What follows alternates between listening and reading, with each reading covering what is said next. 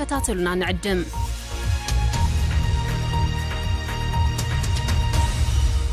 كون سجنتا بي بي سي أفان أوروموتي نولين ترا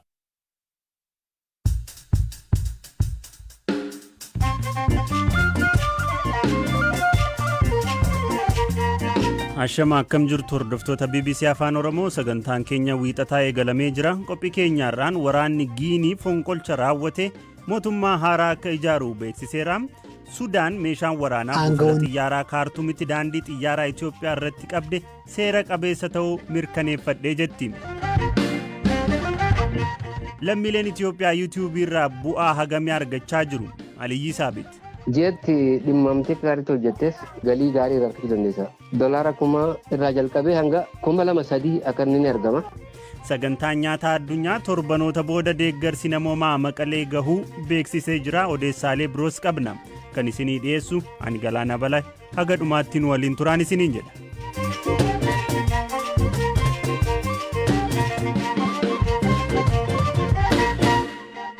Mootummaan Sudaan meeshaan waraanaa buufata xiyyaaraa Kaartuumitti daandii xiyyaaraa Itoophiyaa irraa qabee seera qabeessa ta'uu mirkaneeffachuu beeksise. Dilbata kaleessaa meeshaan waraanaa buufata xiyyaaraa Kaartuumitti gumruuka biyyattiin qabamuun muddama haaraa Sudaaniif Itoophiyaa gidduutti uume ture. Wanti mudate maal akka ta'e ammayyuu itti aanaa isinitti hima. Aangawoonni Sudaan meeshaa waraanaa sanduuqa 72 Itoophiyaa irraa fe'amee xiyyaara daandii qilleensa Itoophiyaan biyyatti seensifame buufata xiyyaaraa Kaartuumitti to'annoo jala oolchuu beeksisaniiru. Daandiin qilleensa Itoophiyaa meeshaa waraanaa gara Sudaan fe'e seera qabeessaa fi ragaalee barbaachisoo mara kan guutate akka ta'e hima. Ejensiin oduu Sudaan sunaa akka gabaasetti aangawoonni biyyattii meeshaan waraanaa kun yakka biyyatti raawwatamuuf faayidaa irra akka ooluuf ergame jedhanii shakku. Meeshaan kun buufata xiyyaaraa Kaartuumitti sanbata galgala qondaaltota gumurukaa biyyattiin to'atame. Koreen mootummaa duraanii Omar Hassan Al-Bashir kan bara 2019 fincila uummataan aangoorraa buufame akka diiguuf hundeeffame dhimmicha qorachaa jira jedha gabaasni Sudaan dilbata baase. Akka koreen kun jedhutti meeshaan waraanaa kun caamsaa bara 2019 magaalaa guddoo Raashiyaa Mooskoo irraa gara Itoophiyaa kan gale yoo ta'u aangawoonni Itoophiyaa waggoota lamaaf to'annoo isaanii jala tursiisanii akeekkachiisa tokko malee amma gara Sudaan fe'ame. Daandiin qilleensa Itoophiyaa ibsa dhimma kanarratti BBCf ergeen gabaasni ejensii oduu Sudaan sunaan baase dogoggoraa jedheera. Meeshaan waraanaa garas fe'ame qawwee adamoof bitame yoo ta'u seera qabeessaa fi ragaalee barbaachisoo nama ergee fi namatti ergame mara kan guutate ta'uu hime. Daandiin qilleensa Itoophiyaa meeshaa kana kanfaltiin kan geejjibsiisee fi dhimma daldalaa ta'uu beeksiseera. Sunaan akka gabaasetti meeshaaleen waraanaa kun eenyuuf akka ergame adda hin baafamne. Haa ta'u malee koreen dhimmicha qorachaa jiru meeshaan waraanaa kun kan ergame deeggartoota Omar Hassan Al-Bashir kan mootummaan Sudaan ce'umsa gara dimokiraasii biyyattiin gochaa jirtu danquuf socho'u jechuun himatuuf ta'uu akka hin oolle shakkii qabaachuu himeera. Qawween adamoo kun yeroo dheeraaf qondaaltota nageenyaan Finfinneetti to'atamee turuu ibsi daandii qilleensa Itoophiyaa ni hima.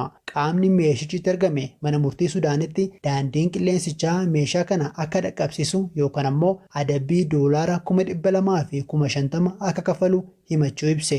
Kana hordofuun dhaabbatichi qondaalota nageenyaa Itoophiyaa irraa adeemsa barbaachisu hordofee erga xumureen booda meeshaa kana gara Sudaan fe'uu isaa fi xalayaa ministeera Haajaa Alaa Sudaan irraa barraa'e dabalatee ragaalee barbaachisoo mara kan qabu ta'uu hime. Gama mootummaa Itoophiyaatiin dhimmicha irratti wanti jedhamee hin jiru. Biyyoonni lamaan Sudaanii fi Itoophiyaan duraan hariiroo gaarii qabaachaa turan ta'us erga yeroo dhiyootiis waldhabdeen isaanii hammaataa jira. Biyyoonni lamaan yeroo ammaa lafa qonnaa daangaa irratti argamu Alfa Shagaa irratti akkasumas dhimma ijaarsa hidha roomsaa irratti wal mufataniiru. Waraanni kaaba Itoophiyaatti humnoota Tigraayii fi mootummaa federaalaa jidduutti adeemaa jiru ammoo muddama biraa uumeera. Torbee darbee waraanni Itoophiyaa humnoota Tigraay gama Sudaaniin Itoophiyaatti ce'uuf turan irratti tarkaanfii fudhachuu beeksisuun Sudaan hidhattoota kana deeggaraa jiraachuu himee ture. Dubbii himaan waraana Sudaan Birgaadeer Jeneraal Al-Xaahir Abu Haja himannaan Itoophiyaa bu'uura hin qabu jechuun gaafa jimaataa akka ibsan Sudaan Tribune gabaaseera. Sudaanii fi waraanni ishii dhimma keessa Itoophiyaa keessas ta'e biyyoota ollaa kaan keessa hin seenuu jechuun qondaalli kun himaniiru.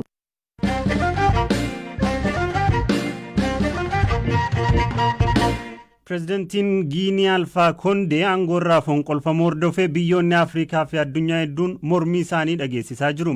Hoogganaan fonqolcha kana qindeessuun Pireezidant Alfaa Koondee aangoorraa gugsee Koloneel Mamadii Dumbuyyoo mootummaan walta'iinsaa tokko torbanoota keessatti ni hundaa'a jedheera. Eeliyaas Mulligeetaa dabalee isinitti hima.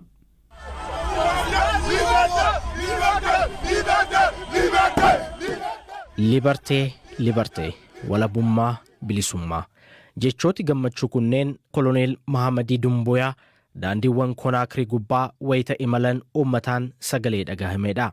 Ajajaan garee humna addaa Giinii koloneel Mahamadii Dumbuyaa fonqolcha mootummaa gaggeessuun pireezidaant Alfaa Koondee irraa aangoo fudhachuu dilbata kaleessaa TV biyyattii irratti ibseera. Qondaalli waraanaa kun aangoo qabachuu erga ibsee booda karaa naga qabeessa ta'een mootummaa ce'umsaa ijaaruuf waadaa seeneera.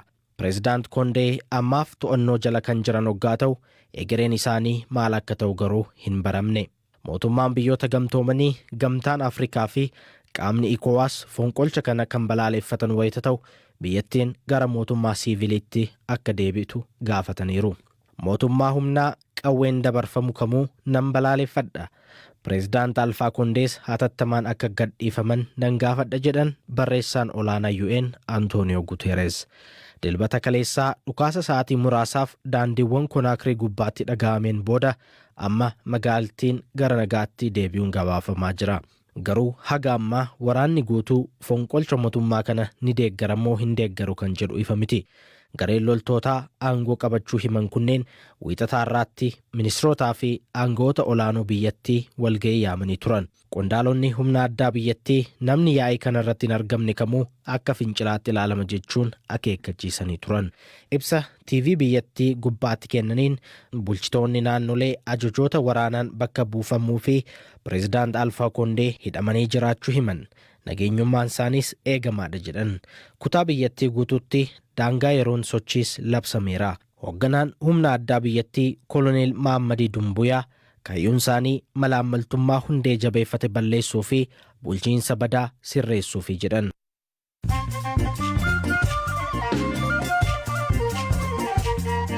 Dhaggeeffattoota BBC Afaan Oromoo caqasaa jirtu gidduutti ammoo odeessaalee gaggabaaboo muraasa. Konkolaattonni fe'umsaa meeshaalee deeggarsa namoomaa 100 ta'an magaalaa guddittii naannoo Tigraay Maqalee galuu sagantaa nyaataa addunyaa World Food Program ibse. Meeshaaleen deeggarsa namoomaa toonii 3,500tti tilmaamaman kunneen nyaataaf meeshaalee dhala namaaf barbaachisoo biroo of keessaa qabaatu. Sagantaan nyaataa addunyaa deeggartoota biroo waliin ta'uun rakkoo kaaba Itoophiyaatti lammiilee mudate furuuf meeshaalee barbaachisan garas fe'uun akka hojjechaa jiru himeera. Hidhamtootni Paalestaan lafa jala daandii qotuun mana hidhaa Israa'el keessaa miliqan. Erga loltootni Paalestaan ja'a lafa qotuun mana hidhaa Israa'el eegumsa olaanaa qabu keessaa miliqanii booda warri Israa'el adamsaa jiru. Namoonni kunneen ji'ootaaf kutaa keessa turan keessaan karaa lafa jalaa qotaa kan turanii fi dhumarrattis karaa guddicha mooraa mana hidhaa Gilboora marsee jirutti baasuutu himame. Ilmi bulchaa duraanii Liibiyaa Muammar Gaadaafii ka ta'e Saad Gaadaafii hidhaa Tiriipool irraa gadhiifame. Koomaandarri duraanii humna addaa Liibiyaa kun erga bara 2014 hidhaarraa kan ture hoggaa ta'u yeroo tokko kubbaa miilaan beekamuuf yaalii gochaa ture.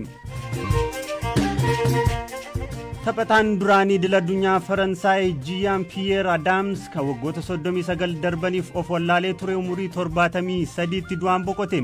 Taphataan kun bitootessa bara 1982tti ture wal'aansa baqaqsanii yaaluu jilbaaf hospitaala kan seene. Haa ta'u malee yeroo wal'aansaa akka hadoodu qoricha kennameen wal qabate dogongora uumameen osoo of hin bariin haga lubbuun darbutti.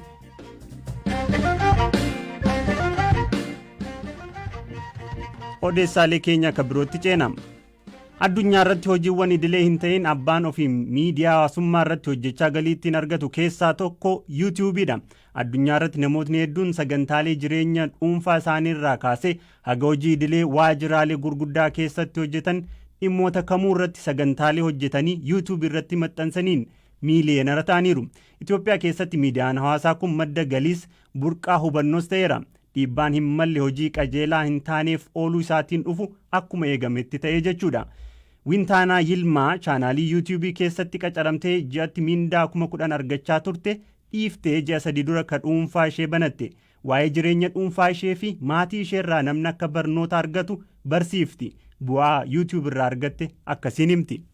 እና ይሄንንም ስራ ለመስራት መጀመሪያ ያነሳሳኝ የራሴ ህይወት hojii kana eegaluuf kan na kakaase jireenya kiyya kan maatii kiyya keessa jirudha.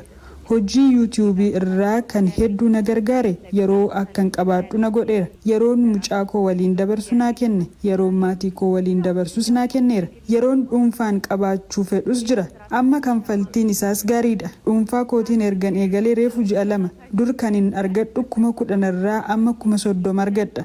Guddachaa akkan deemu gaaffiin hin jiru. Nan dadhabee hin jettu yeroo hojjettu. Waan gaarii dhiyeessuuf ni yaalta. Waan keeti waan ta'eef yeroo kee guutuu itti kennitee hojjetta. Hojii YouTube'n hojjettuuf kan dursuu qabu of beekuudha. Wanta hojjechuu barbaaddu ergaa dabarsuu feetu beekuudha. Fedha isa sirrii kan keessoo jiru osoo ta'uu baatee danqaalee jiran biraan darbuun ture. Qormaata hedduu kan si ceesisu fedha kee isa sirrii irratti yoo hojjettedha. Ani kanarratti hojjechuun qaba jettee yoo murteessitee fi yoo jaallatte qormaatni kamuu yoo dhufe keessa baata. ምንም አይነት ቻሌንጅ ቢመጣ ታልፈዋለህ። Sirboota afaan Oromoon ka beekamuu fi biyya Keeniyaa Naayiroobii ka jiraatu artiist Aliyyi Saabitis miidiyaan hawaasaa kun madda galii ittiin jiraattu ta'uu hima. Ani maqaan kiyyaa Aliyyi Saabitiin jedhama. Maqaan chaanaala kiyyaatis Aliyyi Saabit Ibraahimoo jedhama kuma kiyyaanii. Kan lammaffaallee ifaatuuf chaanaala ijoolleen kiyyaa jechuudha. Chaanaalota kan kee kanarratti dhimmoota akkamiifaa irratti deemsista? Dhimmoonni chaanaala kee irratti hojjedhu dhimmoota waa'ee xiinxala siyaasaatii fi haala biyyattiin keessa jirtuu fi oduu afaan Oromoo, afaan Amaaraa, hin filu afaan Tigreellee hundallee ni dabarsa. Cufallee afaan Somaaleellee hunda ni dabarsa. Chaanaalli kee chaanaala akkuma Itoophiyaa biyya teenya biyya sabaaf sablammoota hedduuti.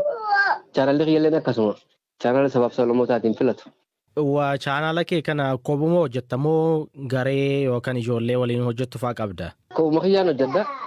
Kopuma kiyyaan hojjedha irra caalatti irra guddinatti garuu nama wajjin hojjetu fuulduraaf barbaachisuun oolu jetii yaada.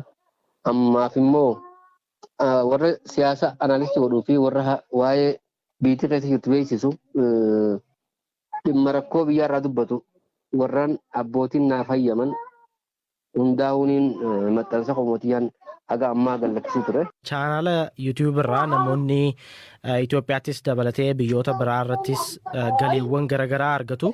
Mee waa'ee sanaa irraa nu dubbadhu. Galii akkamii argattaa? Hagam irraa bu'aa buufachaa jirta? Bu'aan akkuma hojiiti. Bara yeroo ji'a akka gaariitti hojjette ji'atti dhimmamtee akka gaariitti hojjettes galii gaarii irraa argachuu dandeessa.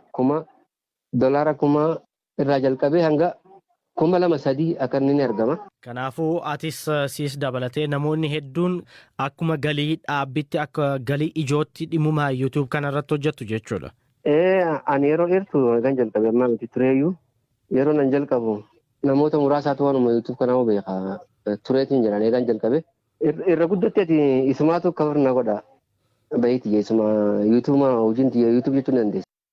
Yeroo jalqabaaf waggoota 3 dura hiriyoota isaa waliin diraamaa hojjetee YouTube gubbaa gadhiisuun namoota 60 caalleen ka daawwatameef maqaa Miikii Maayikoo jedhamuun ka beekamu Miikiyaas Taklamaariyaam ammoo amma ji'atti haga qarshii 220,020 sagantaalee YouTube irratti maxxansuun akka argatu hima. Namni kamuu YouTube irratti hojii bu'a qabeessa ta'e hojjechuun galii argachuu danda'a jedha.